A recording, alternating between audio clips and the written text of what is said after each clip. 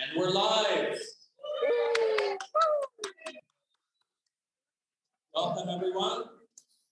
Welcome to the PCA Upper Canada Region Jim Kenzie Celebration Social. It's exciting to be out of my house and feel like things are a little bit normal. Just real and hopefully it's a big sign of the awesome Porsche Club driving season we're about to embark on. So for those of you who do not know, my name is Stefan Walther. I'm the president of your Porsche Club of America Upper Canada region. Thank you. Thank you. And in a moment, I will introduce our guest of honor. I just have a few quick little announcements to make. So as many of you have heard, our region is doing exceptionally well. Our membership numbers are up. Many people, Porsche owners, are engaging with our club. So it's all extremely well. And I just want to read to you, I received a letter from Tom Gorsuch, and he's the president of PCA National. And so he sent a letter here, and it says, and we can all share in this because a lot of our club's successes is because of many of you here coming out to the events as well. We have many past presidents and volunteers in the room. So Tom Gorsuch says, congratulations. On behalf of the Porsche Club of America, it is my great pleasure to congratulate the Upper Canada region as the winner of the Actual Growth Membership Contest, which ended on December 31st, 2021. So he goes on to say we had 2,614 members about 1 year ago, and we ended 2021 with 2,819. Yes, congratulations. So he goes on to say that it's a strong combination of great events, friendly atmosphere, effective member communications, and purposeful recruiting. So we've all done an amazing job. Thank you for being a part of this great club. And we only have bigger, better things to come. And we will receive a trophy for the actual growth, and that will be presented at Porsche Parade in the Poconos, Pennsylvania in June. And our Vice President, Catherine Menge, will be on hand at that event to accept our award. So congratulations, everyone.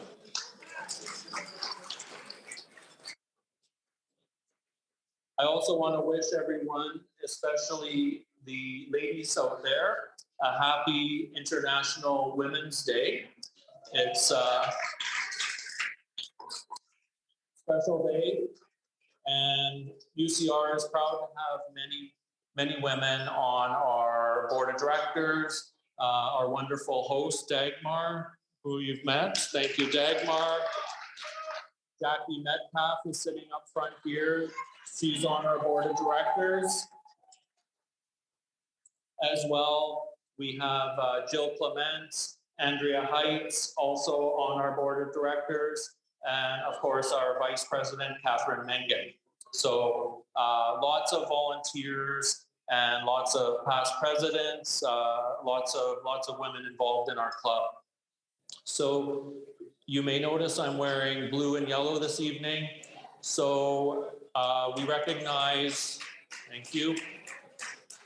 UCR stands in support of the Ukrainian community and in solidarity. It's atrocious what's happening overseas, and we can only hope that it ends very soon. UCR is working on an event of some sort to raise funds in support of relief for the Ukrainians. So we will be in touch with more about that in the coming weeks. And even if we have an event, there will be a way for everyone to contribute, even if they do not come to the event. So something to keep in mind.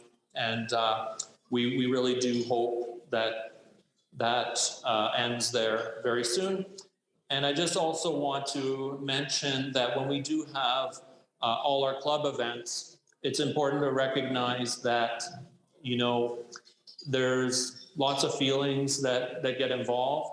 And we also have to remember that many of our members have Russian ancestry, and this is not it's not a war of, Russia. It's one person over there. So so I just want you to be aware if you see people, club members on tours, just show kindness and compassion. So thank you. On to our fabulous calendar of events. We have, if you've looked at the website or you've looked at Province Magazine, we have an amazing slate of events coming up for you for 2022. On this Friday, we have our UCR Ski Day. It's sold out. We've got 80 skiers and snowboarders, and we thank our co-chairs, Tom Arndt and Don Lutis, for organizing that event. Next month, this social will be at Porsche Centre, North Toronto. So we're organizing a very wonderful event there. Just to keep in mind, we will have a bit of a capacity limit. So the in-person component will be for 50 club members and guests. We will still do the virtual on Zoom as well. And Porsche Centre North Toronto is promising some amazing vehicles to be on hand, and they've got some big announcements. They are very involved with the club coming up this year, so you'll hear about some of the big events that they have planned. April 24th, shift into spring, and Andy Hunt, if you want to raise your hand, he's the goodie store master. Many of you have met him. So goodie store, if you think his little display here is amazing, he's got even more planned for shift into spring. Huge store on site to be there. So you'll want to see, he'll have some special discounts, some special items, and a lot of new items as well. So watch out for that. And in the last few days, some of you may have seen on the website calendar, autocross dates are confirmed.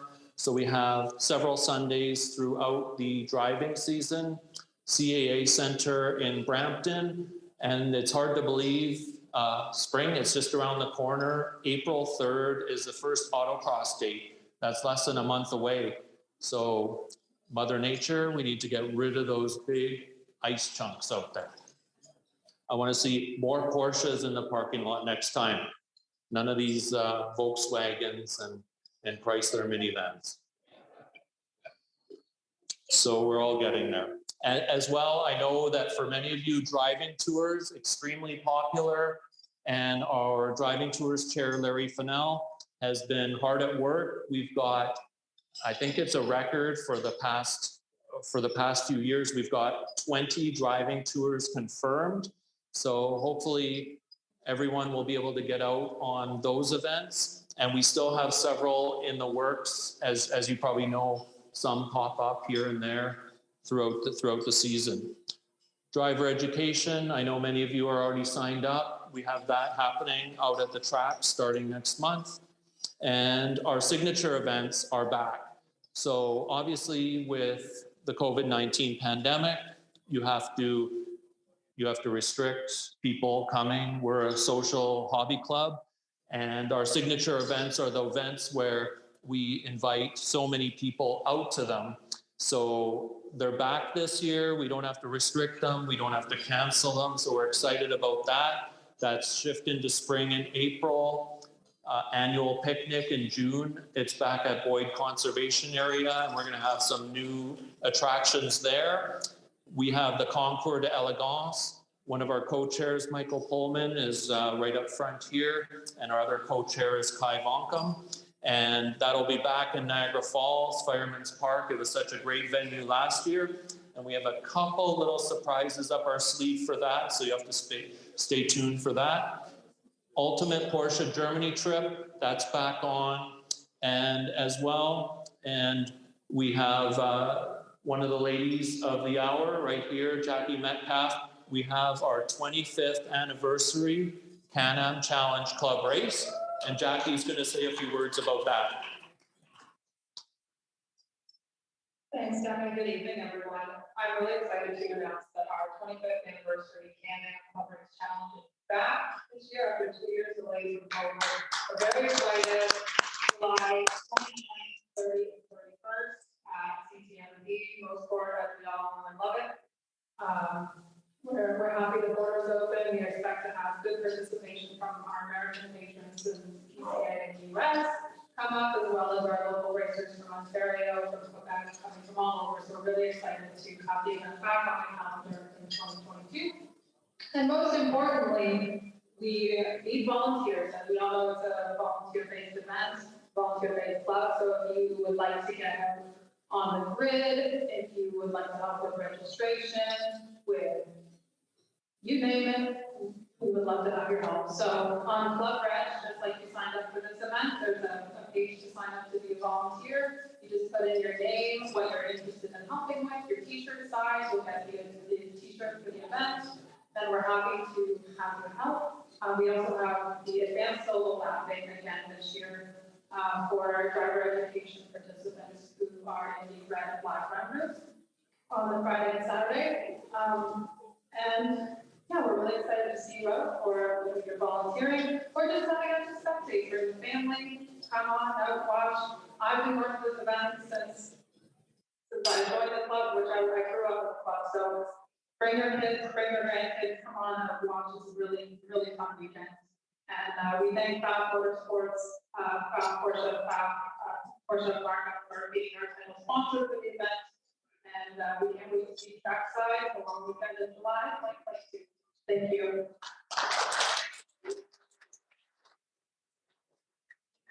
Thank you, Jackie. And as Jackie mentioned, we're hoping that even we have spectators there. We're trying to amplify this event as much as possible. It's the big 25th anniversary. So while Jackie's up here, we're going to present our new club members with their official pins. So this is kind of because we've been virtual so much. Believe it or not, we hosted something like 15 or 17 virtual events, 2020, 2021. And so it's very difficult to, obviously, you can't present an official club pin, and it's just not the same. So if you hear your name, if you could please make your way to the stage for your official club pin, and that would be Mark Budgell, Andrew Craig, Hans Eckhart Herrling, Adele Malek, Hyde Maury, Brian Press, Thomas Rolfe, Michael Schuler, and Paul Veroni. If you could please make your way to the stage, please, and we will get you your official club pins. Welcome. We're not sure if we can shake hands or bump fists or Eskimo nose kiss or what we can do here. So, and if before you leave the stage, if you don't mind just maybe posing over there for our chief photographer, Eshel Zweig. He's going to get your photo. Get Jackie. Yeah, we'll get a group shot. So if you all have masks on. We've been studying up a lot on the mask rules and the COVID rules. And actually, if you're giving artistic presentation, you don't have to wear a mask. Mm-hmm. So we can pretend we're all artists.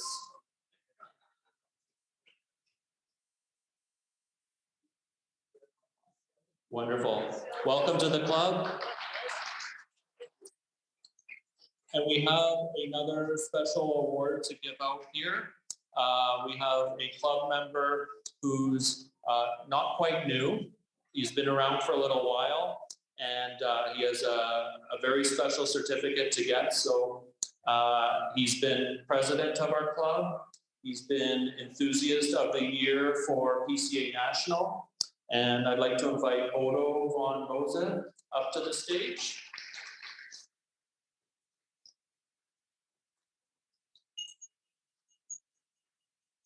This is something for all of you to shoot for. Just, it'll be another 30 years or so for me.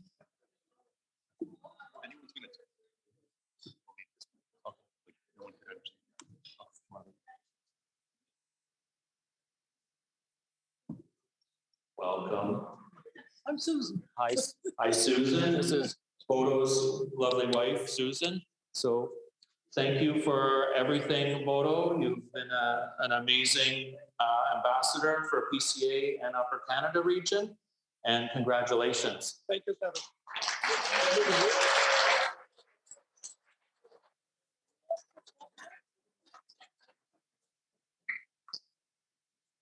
Bear with us, we'll get some photos here.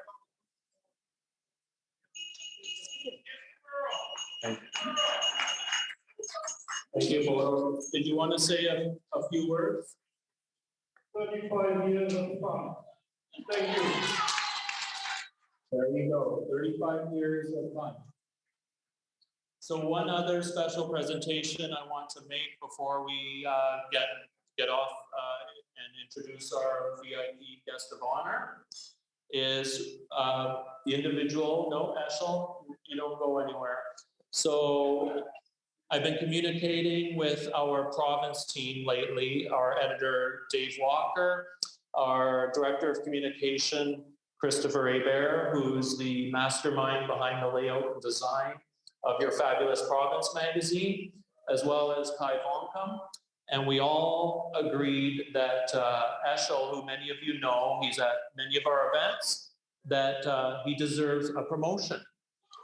So please say hello to the new chief photographer of Province Magazine. Congratulations, Eshel. And he's not getting a raise of just double his pay, quadruple your pay. What you make now almost as much as I make. Thank you, Eshel. Eshel comes out to so many events. I can text him or call him on a Saturday, Sunday and say, we're doing a driving tour. He says, where are you stopping? I'll meet you there. He'll hide in the bushes. He'll take some photos. Good photos, not racy photos. And so many of those photos you see in Province Magazine are by the very talented Eshel, and we really appreciate it because it just makes me look better. As long as I'm not in the photo, makes the club look so much better. Thank you, Eshel.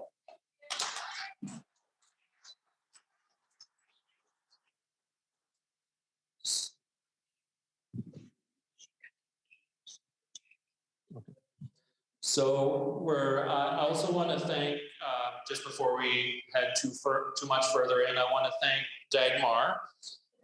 Yes, Dagmar. We haven't seen Dagmar for quite some time, and that's not what she was whispering to me. She was whispering something else. But she reminded me, I must thank Dagmar. She will be up here later. We'll have some prizes for our virtual and in-person audiences. Also want to thank Jackie Metcalf and congratulate her on her engagement. Congratulations, Jackie. I believe the ceremony will take place at Canadian Tire Motorsport Park at, is it corner 1 or corner 3? Corner 4. So I think we're all invited, but I'm not sure. As well, thank you to Christopher Hebert, our Director of Communications, who makes all this Zoom stuff possible, and we would be very lost without him. So on to our VIP guest. So a long time ago, when I graduated from university, I had a choice to choose a path, journalism or marketing. And I loved really nice cars. So I did some of the type of work that Jim Kenzie so wonderfully does, but to really own the Porsches, I had to get out of it a little bit. So I often think that, journalists are some of the smartest people. Don't let your head get too big. When you think about journalism, and especially with what's going on overseas, they're the people who they tell us the truth. Hopefully, most of them, right, Jim? And they tell us, what to think and how to view things, and so it's a really unique profession. And I've mentioned in our province magazine that I joined the club in 2016, and 2015 I bought my Porsche, and I'd heard about driving tours. I thought that's something I would really love to do, and I didn't really feel the need to join a club to really fulfill all that sort of thing. But then I saw that we were having a social, and it was in the winter of 2016, and Jim Kenzie was the speaker. And I said, well, I gotta join this club. I gotta go to this social. And so I joined PCA Upper Canada region, and the rest is history. And here I am on stage at Hansa Haus. So Jim Kenzie has been he's been a good friend of the club, and we have another past president, John Adam, sitting over here. And like all of you in this room, I read John's column every month, and I'm amazed at how often Jim Kenzie's name comes up. And I think it's 35 years ago. And a year ago, when we were doing a virtual Jim Kenzie event, I thought this is someone he should be part of the club. He's been with the club so long. He comes out to so many events. Many of us consider him a friend, and many of us watch his writings. And he just seems like a part of the club. And I even read in John Adams' column that he had a band. And so he might, if we're nice, do a song for us tonight. No, maybe as an encore, we'll see. So anyway, Jim Kenzie is our special guest this evening. And we decided, the board, a year ago, that we would honor him with an honorary membership into the club. And so we're going to present that to him right now. Jim, if you could please come to the stage.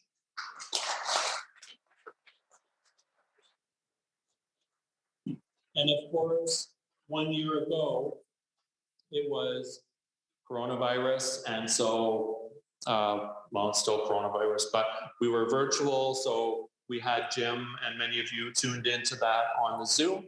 So this year, we want to make the official presentation. And we've got a beautiful award for Jim Kenzie's honorary membership. You'll be able to see it closer later. Okay, apparently it is on. Well, thank you very much. It's a great honor. You don't want to hold that so I don't drop it and crash. So are you going to ask the questions, or do we just say? Yeah, you can do your thank you speech first. Okay. I was unprepared for this. No, it's always been stunning to me that so many people can be joined together just for the love of a car. And I go to quite a few car clubs. None of them are anywhere near as organized as yours. The fact that it's a German car company might have something to do with that, I don't know. But Porsches have been a big part of my life. I've got one story that I'm going to add when we get into the meat of this thing. But it's been, I'll never be able to afford to buy my own Porsche. I always say that the publishers take the term freelance too literally. And my concept of expensive lance journalist has never caught on quite the way I hoped. but it's been almost, well, I'm starting to write my autobiography. Thank you. Thank you. It turns out that websites, 95% of websites never make a dime. And if I wanted to work really hard and make no money, I could have stayed with the Star. So in case you didn't hear that particular story, they decided to cut my pay by 55% over a period of 6 months. And that's kind of God's way of telling you, they don't want you anymore. If any of you are still afflicted by reading the wheel section, you'll notice it's become a lifestyle section. Save me, please. Anyway, but it's always great to get together with fellow car enthusiasts and particularly people like yourselves. I'm totally amazed at the size of the club and the efforts that your executive has gone through to continue to grow it. And to hear that kind of comment from the president of the North American organization is, I guess, a pretty neat deal for all of you. So thanks again for inviting me. I found that schnitzel today was fantastic, and my congratulations to the kitchen staff. And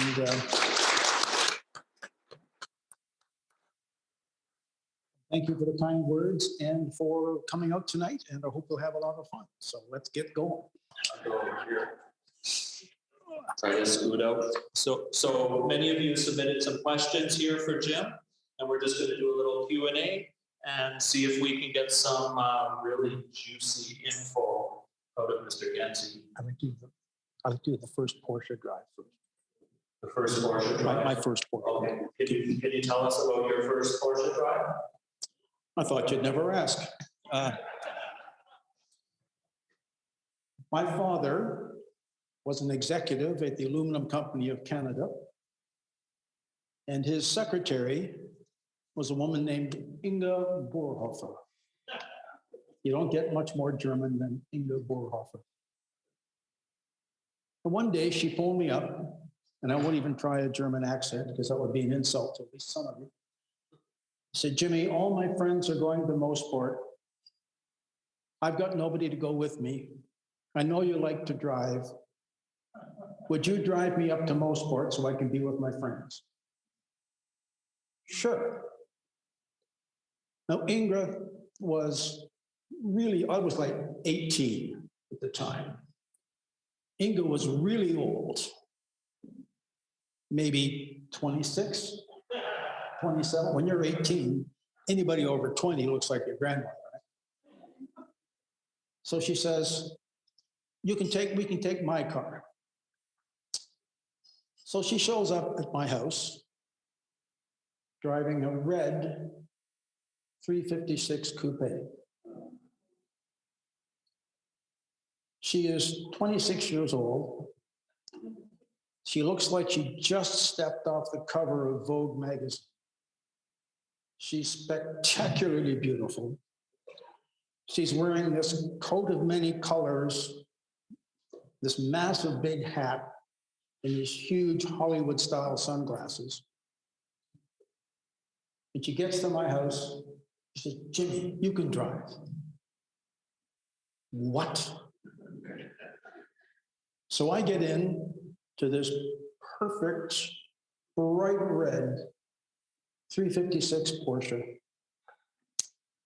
We drive to Mosport. This is an exhibition when we show up, because here is this young, skinny, back in the day, kid with the big, thick glasses on. These are my cheaters. I had my eyes done, but I still need these to read. They're cheap. And this incredibly beautiful woman steps out of the car. Everybody in that parking lot, if the Dustin Hoffman movie with Mrs. Robinson had been out by then, which it wasn't, that's what they would have thought. She brought along her boy toy. I missed all of that because all I thought was, I got to drive a Porsche. So if there had been a Porsche club then, I probably would have joined it on the spot. But that was my introduction to Porsches, and I've driven a fair number of them since. That's still the strongest memory I've got, so. Great story, Jim. Thank you. So one of our questions was, we all know that Porsche is your favorite automaker, at least tonight. So what is a second favorite or another automaker that you admire? Well, it's interesting. I'm just speaking with one of my old, John Adam and his wife tonight. They've got a Genesis. They love it all to death.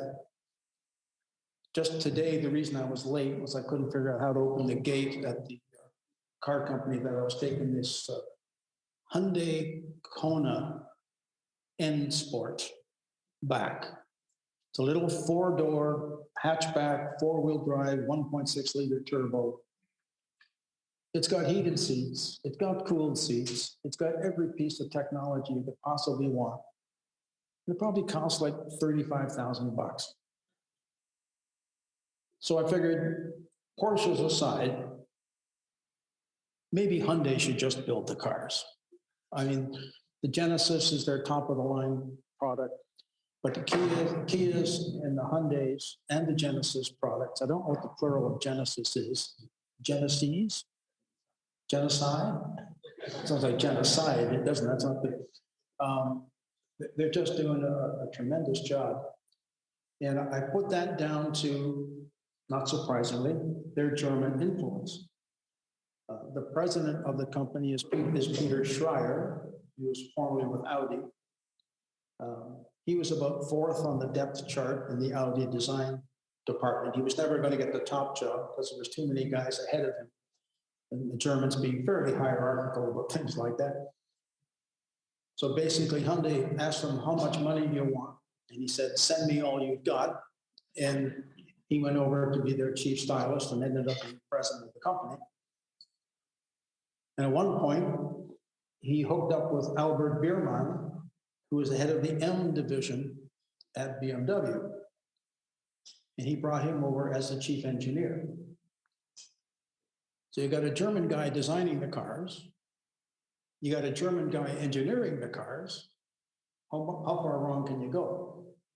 And I always like the fact that Biermann, when they came up with the N division, that's Hyundai's sporty car division. I speculated in print at one point, N is one step further from M. I'm just saying, it might have been coincidence, but I think not. And I think we're going to open a little bit of a can of words here. So we've heard your take on electric vehicles before. Has your view changed? Well, you may have heard that one of the first things that his lookalike did in Russia was to blow up one of their nuclear generating stations. And all of a sudden, demand for electric cars has taken a bit of a hit. Because if that's where you're going to get your power from, that's not a real good way to go. I don't have anything personal against electric cars. I do have major concerns that the government is bribing people to buy them. And I figured if my governments are paying for 1/7 of the price of your electric car, then I should get to drive it one day a week. I think that's only fair. Actually, Elon Musk has come out saying he does not favor subsidies for electric cars. By the way, are they still dead last in JD Power, or did they escape that recently? They were last year. I think they were dead last in JD Power. And they're slowly finding out too that electric fires in cars are a real serious issue. Have any of you seen the Julia Louis-Dreyfus Saturday Night Live skit on the battery-powered Mercedes-Benz? It's a C-Class, completely powered with AA batteries. There's something like 6,000 batteries. And they show them how you can replace one of them. When you pull open the gas cabinet and all these batteries come pouring out of it. You sent me the one today on the car thief who couldn't drive a Lamborghini because it had an automatic, it had a manual transmission. He didn't understand how to work manual transmission. But the thing that stuns me about both of those, this was a 2-minute skit on Saturday Night Live. And the production values made it look like it was Ben-Hur. It was unbelievable. Well, you would appreciate, I'm sure, the technical quality that went into making these videos. But no, if you've got an electric car and you've got no more than 35 or 40 kilometers to go to and from work, fill your boots. Just don't ask me to pay for 1/7. That's all.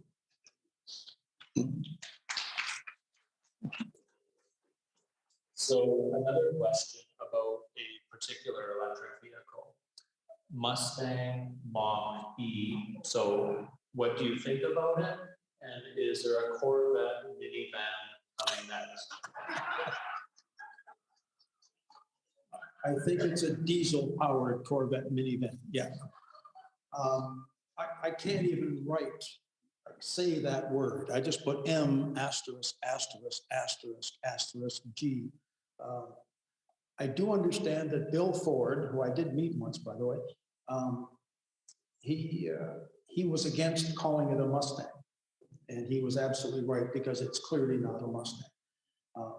One of the last cars I test drove for the Star was a Mustang GT. Driving it up to Muskoka in the winter with snow and ice on the road on summer tires.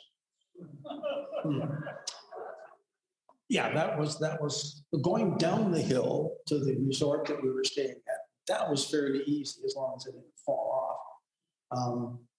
Going back up the next morning was a bit trickier. Well, I did manage to get up there, and I obviously lived to tell the tale. So, no, it's the saddest thing is that it'll probably be the best-selling Mustang ever. But it's to me, it's just a travesty and a real shame to tarnish such a wonderful name of that car. Have you driven the Mustang Mach-E? I have, and like all electric cars, it's very fast off the line. It's got, I think, unequivocally the worst dashboard I've ever seen. Different sized digital displays for every single device that's trying to explain. But a 4-door SUV with that nameplate, I just shudder at the thought. Makes you kind of wonder, would a Porsche 911 SUV work? No. I don't think so. I still have enough trouble with any Porsche SUV, but that's neither here nor there. He sent me the picture of his two cars. You've got a Cayman and the Macan. I thought it'd be a great shot if you didn't have that truck in the picture. But it's, I understand that it's the profit center. Porsche is now a truck company, whether we like it or not. And then if they hadn't gone into the big trucks, they probably wouldn't be in business now. But maybe it'd be better to go out on that flaming boat like the Vikings did. But as long as they keep building 911s and Caymans and Boxsters, I'm still going to love them. So one club member wrote in, and it's along the same lines with the Ford Motor Company. They're wondering, what do you think about Ford not making cars anymore except for the Mustang? Well, at least they're still making the Mustang. The weird thing is that this little Kona that I drove, they're probably selling that as an SUV. You probably could put minivan on a 911 and nobody would buy it. It's, for some reason, it's the kiss of death. Hatchbacks are almost as bad. I've got a little VW station wagon. Station wagon is clearly the most intelligent form of car ever built. Because you're occupying the footprint, you might as well occupy the airspace, right? And what was the Panamera station wagon, what do they call that? Sport Turismo, yeah, the Panamera station wagon, you know the car I mean. If I call it Panamera station wagon, you know exactly what I mean. And they would sell dozens and dozens of those. It's by far the most intelligent overall practical car that Porsche makes. And they can't throw them off buildings onto people. So it's not really the car company's fault, it's the market's fault. And it's an image thing.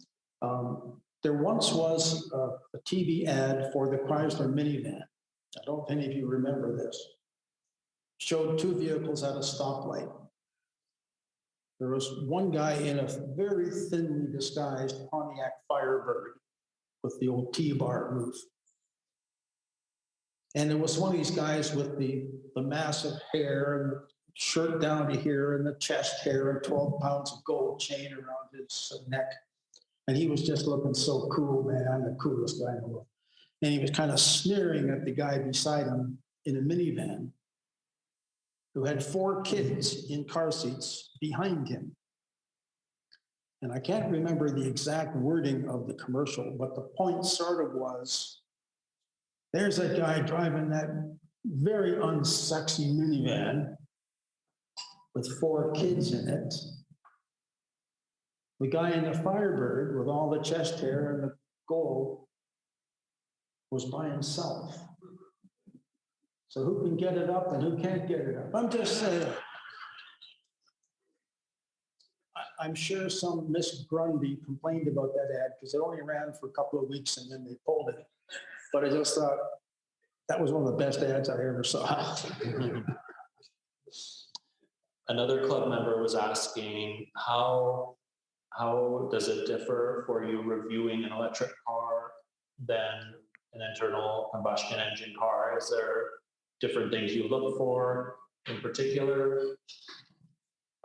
Well, the biggest issue with any electric or electrified car is how far can you go? I was telling the story at our dinner table about the time I had the Volvo electric. I picked it up at Grand Touring Automobiles downtown. And Paul Cumming, the owner of the dealership, apologized. He said, something wrong with the charger. We only got about 80% charge in the car, but you should be good. I had the car on a Saturday from 9 o'clock to 6 o'clock. I had to get it back at 6 because they had to plug it in for the next journalist.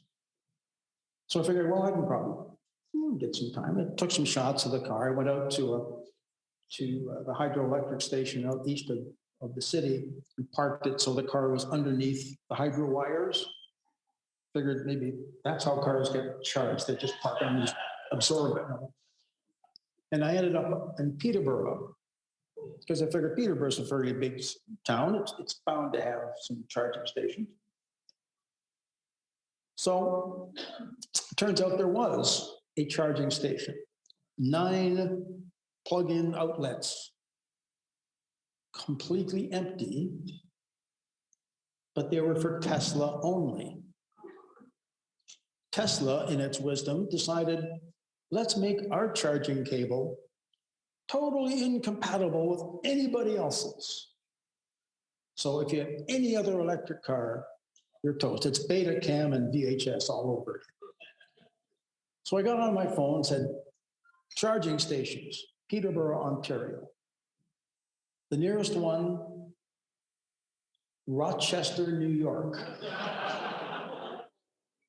As the crow flies, which this car, while it was quick, it couldn't quite achieve escape velocity. It was about 70 kilometers to Lake Ontario, another 60 kilometers across the lake, another 20 kilometers to Rochester. And I was already on about 25K of range. So that obviously wasn't going to work. I stumbled across a restaurant in the east end of Peterborough that advertised a charging station.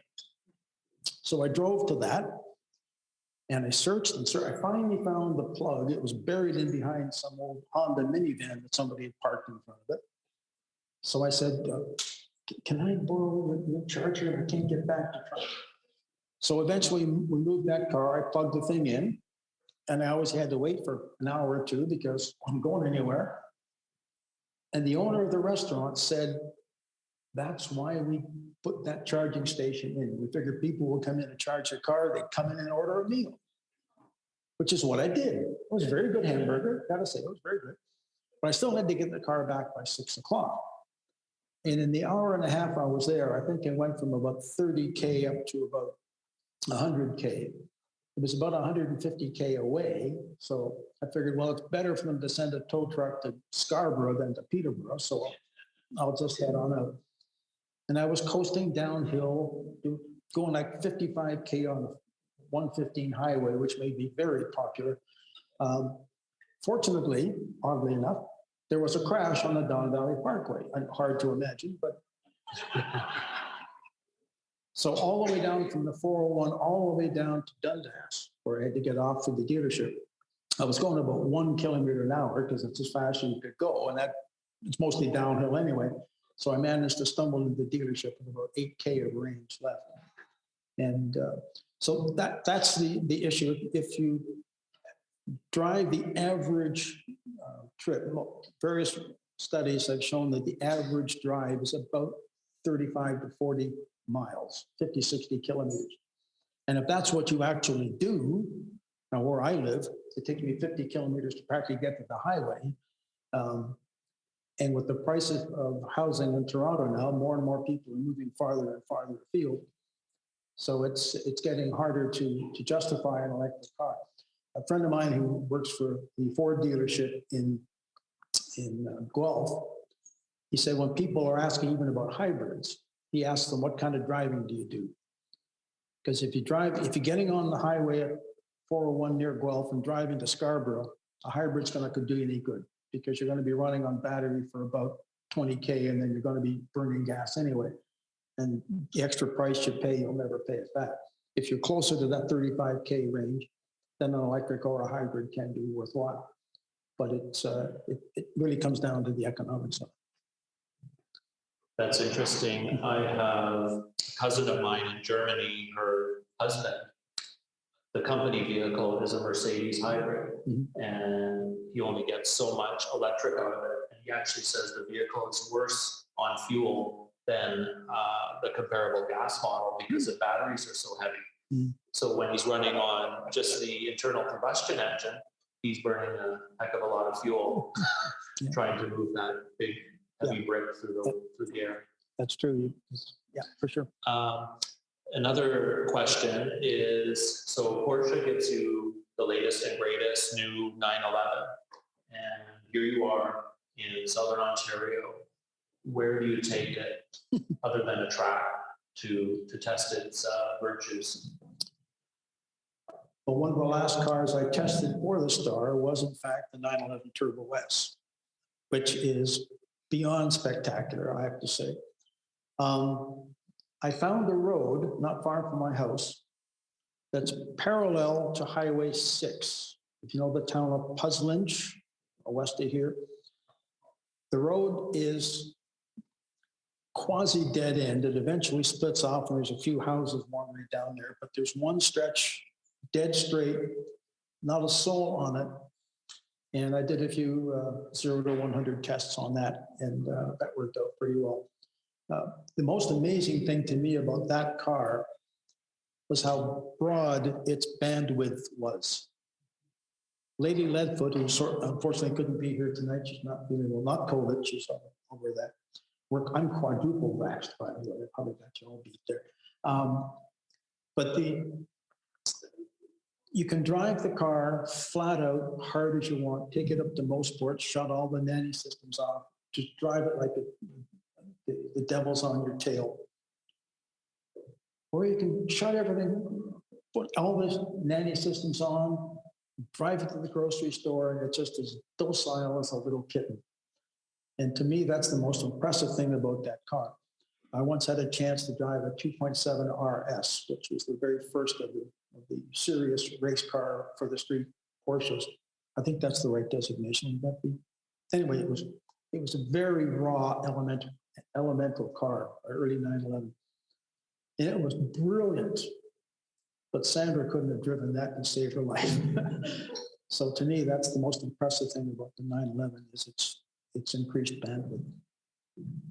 So the next question is Dodge Challenger SRT, Hellcat, red eye, wide body, why? Well, it had to be a wide body to get all that name on it for starters. Actually, there was one aspect of that car that sort of reminded me a bit of the 911, and that was its bandwidth.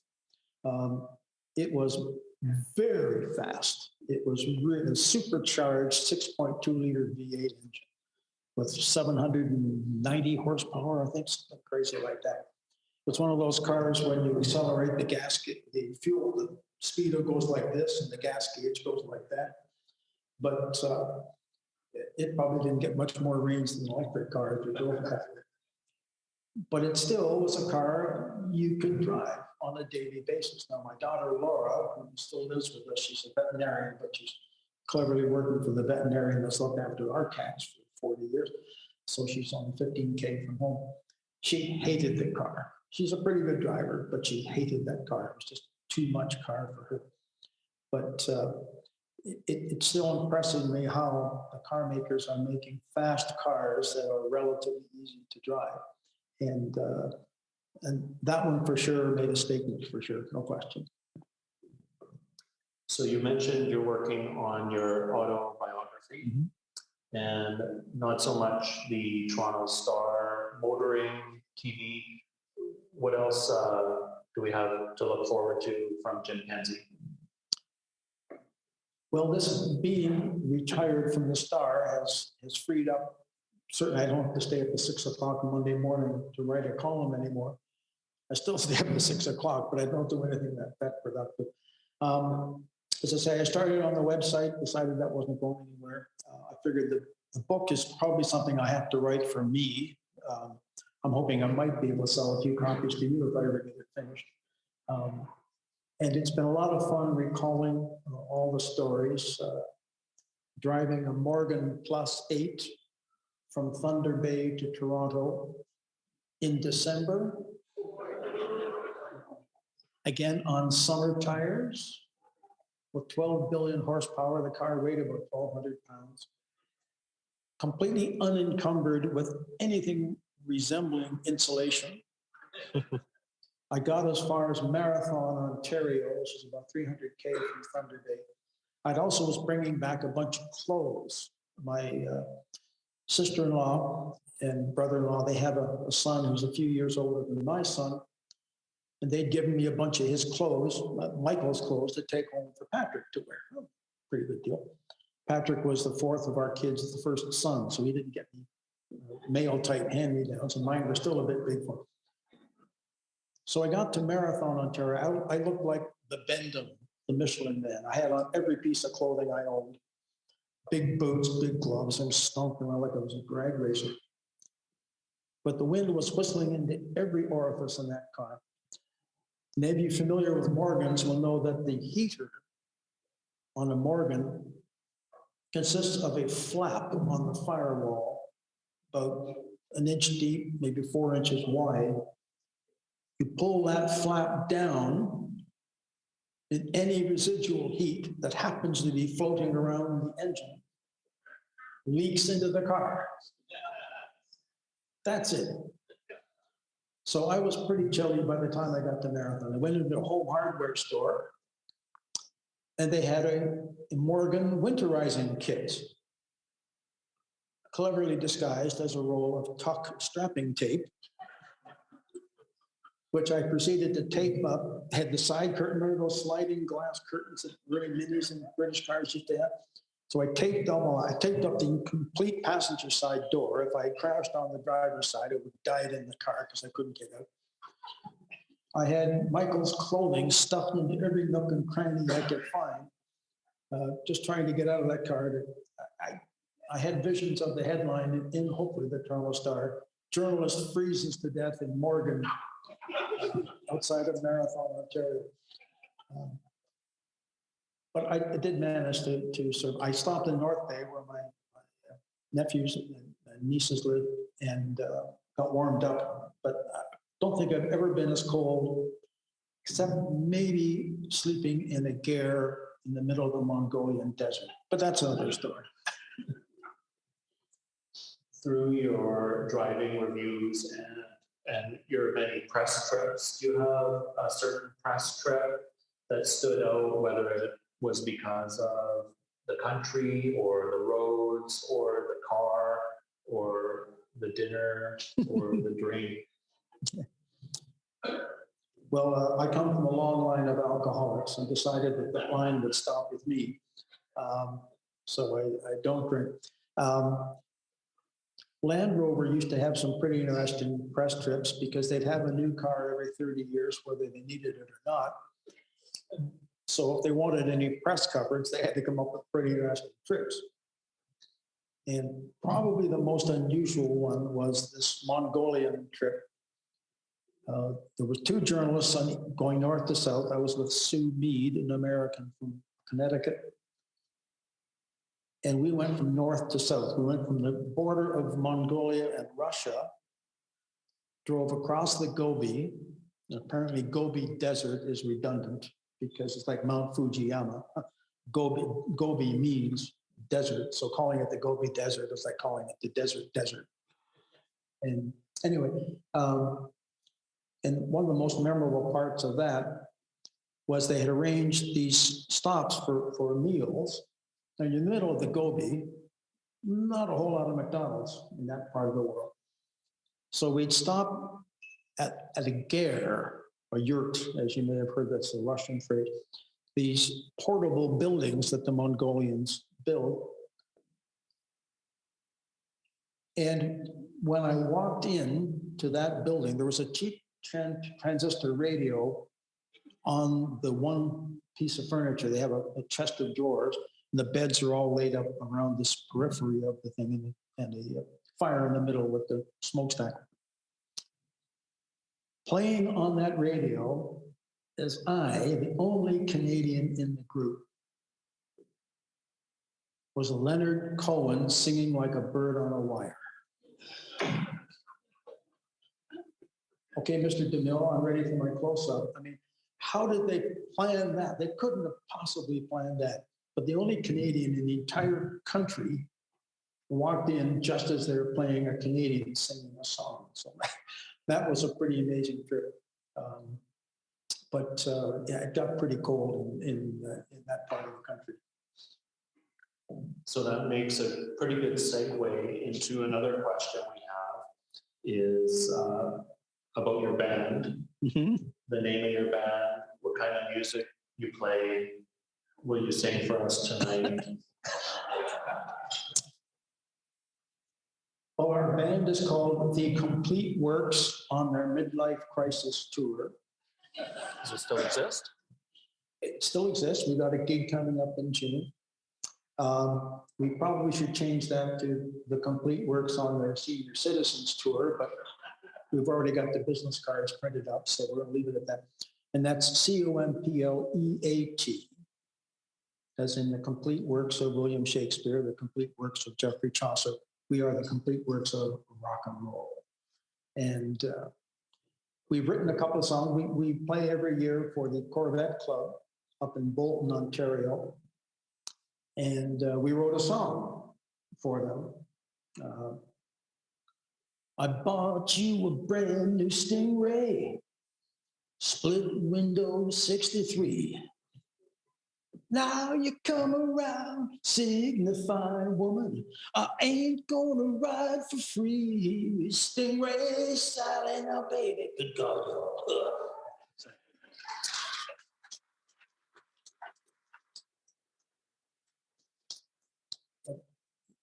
That's almost the open part of my autobiography. That when I came out of university, the two things I wanted to do were race cars and play in a rock and roll band. The two things I didn't want to do were teach or have anything to do with computers. Within 6 years of graduation, I'm racing cars, playing in a rock and roll band, and teaching computer programming at Ryerson, which tells you all you need to know about career planning. Sort of like Stefan, you stumble upon something, you decide this should be fun.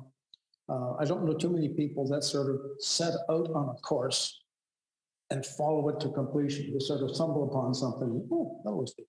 It's more fun that way, actually. And when I think about the coincidences that had to happen for me to get this gig, my next door neighbor, I was in borrowing a tool. Her husband was in Air Canada pilot. He had every tool known to mankind. And when I needed to borrow something, I'd go over to Jim Sheldon's place and borrow it. I was in getting something, I can't remember what it was. His wife said, hey, you know a lot about cars. Can you write? I don't know. I've written a couple of textbooks for the Ryerson programming courses. But why? Well, this kid in town who used to work for the Canadian Champion, which is the oldest community newspaper in Canada, he's decided to start his own newspaper.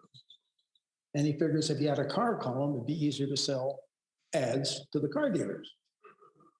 Makes sense. So can you write a car column? Sure, why not? So we started writing a car column, and he got some ads for it. It was quite successful. We entered we did a special section on the new car introductions in the fall. Back, some of you may be old enough to remember when all the new cars were introduced in September. Not anymore, but anyway, we did a couple of special sections. We actually won a couple of Ontario Newspaper Association awards. We were award-winning journalists. You pick your spots, right? So I was at a Ford press event. It was down at Exhibition Stadium. And dinner that night was at the Royal Canadian Yacht Club. We had a nice dinner, and we're leaving during this event, I had spotted one woman, tall, blonde, very attractive, slim, beautiful peach-colored dress with a row of buttons along one side and a big, long, dangly brooch on the other. I'm not paying any attention to her at all. Obviously, I'm there just to drive the cars, but she kind of stood out because there wasn't many women in the game then or now, frankly. And as I'm leaving the Royal Canadian Yacht Club, this woman's perched on a little table by the doorway with a bunch of my colleagues trying to pick her up, basically. And as I'm walking by, I hear one of them say, how did you get a last name like Evans? What kind of a pickup line is that? No wonder I remember meet chicks. And so I kind of glanced at her name badge. Her first name was Ildiko. Ildiko, a Hungarian name. So, okay, the question made a bit of sense, but I thought maybe her mother was Hungarian and her father was Welsh. Maybe she married a guy named Evans. I mean, what kind of a stupid question was that? And I thought, Ildiko Evans. When I was in university, one of my classmates, Mike Evans, his girlfriend was named Ildiko. Her last name was some hyphenated Hungarian, Szilágyi Sas or something like that. But I figured, Ildiko Evans. Can there be two of them in Toronto? The Ildiko I remembered was pretty, but in a very plain sort of country girl sort of way, long, straight, black hair, no makeup, very plain clothing. This woman was produced, choreographed, and directed. But I figured, gotta be. So I elbowed away through the crowd and said, Ildiko, it's Jim Kenzie, do you remember me? She throws up her arms. Jim, she runs up and gives me a big hug. I've been in love with this man for 18 years. Why am I finding this out now? And of course, the other guys are saying, what the hell did he just do? All the way home on the ferry boat back to the mainland, I'm trying to find something that I recognize because she didn't look anything like I remembered. She'd gone on to be a fashion consultant for Yardley Cosmetics. The reason she was at this press event was that their then boyfriend, soon to be husband, I think now ex-husband, never mind, wanted her to write about this car that we'd been driving. So she said, are you doing anything in driving any interesting cars? I told her I was a car journalist. So while we're going to be driving the new Corvette, the 84 Corvette, we should do a story for our magazine. So I did. couple months later, the local introduction of the Corvette at Mosport, I ran into a guy named Kevin Brazendale, and he said he'd been he heard that Len Coates, who had been the car rider for the Star for a million years, they were looking to replace him. I had no idea that they were looking to replace Len.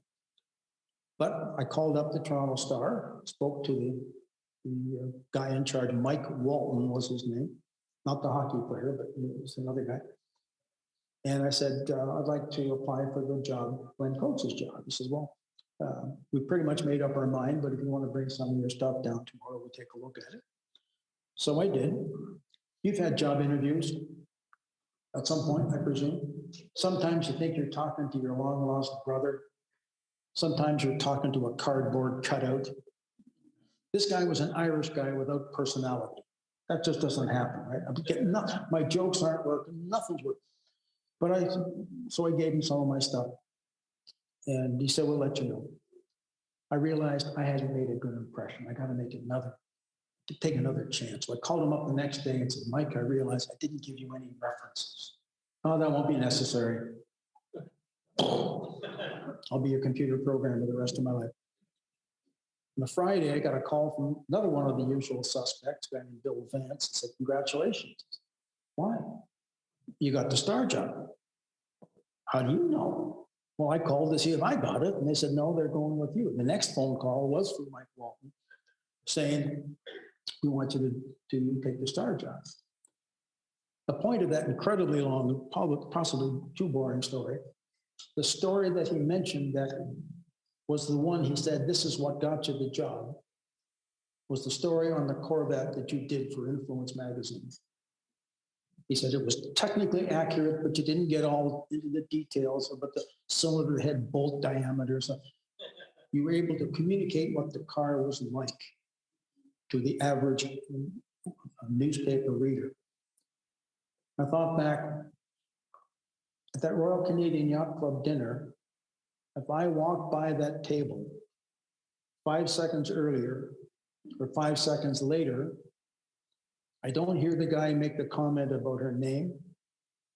I wouldn't have recognized her in a million years. I wouldn't have got the opportunity to write the story for Influence magazine. And if I hadn't met Kevin Brazendale at Mosport a few months later, if he hadn't mentioned Mike Walton's name, I wouldn't have never met any of you, among other things, because although maybe if I'd stayed at Procter & Gamble as a computer programmer, I might have earned enough money to actually buy a Porsche. But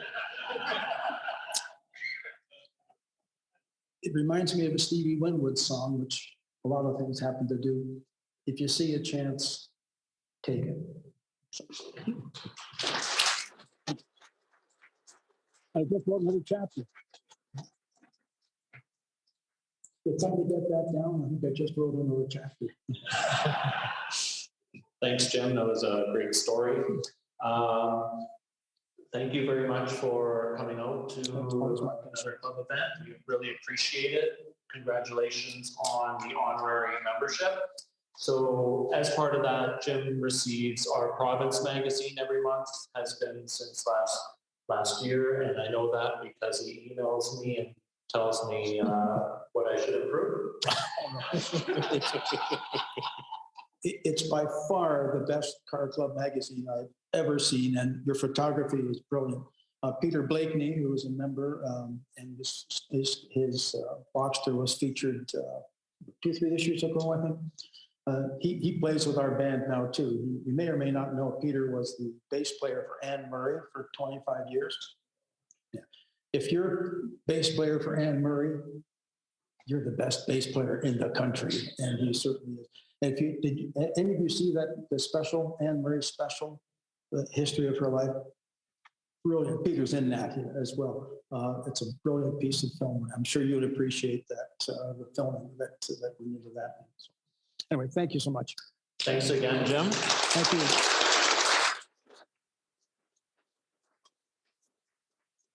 Yeah, and it looks like the club can look forward to book signing in the future. I hope so. I hope so. And a band concert with the, whatever you said, your band's name was. Don't forget that. The Complete Works on their midlife crisis tour. Is it on Spotify? Sir? No, he doesn't know what Spotify is. Spotify, I do know what Spotify is. No. We thought we were getting pretty hip when we got business cards. But then I went and put my second phone number on that, and I disconnected that phone when I got my cell phone. So I do have in my kit box maybe 7 copies of a cassette tape. You can ask your grandchildren what that is. And we did a little medley of songs to the When I Was Just a Little Boy. When I was just a little boy, you know, my one and only joy. So we did a whole bunch of those little clips of various rock and roll songs and put that on this little cassette tapes. That's our demo tape. So maybe I'll bring one of those next time and play it for you. Thank you, people. Thanks again, Jim.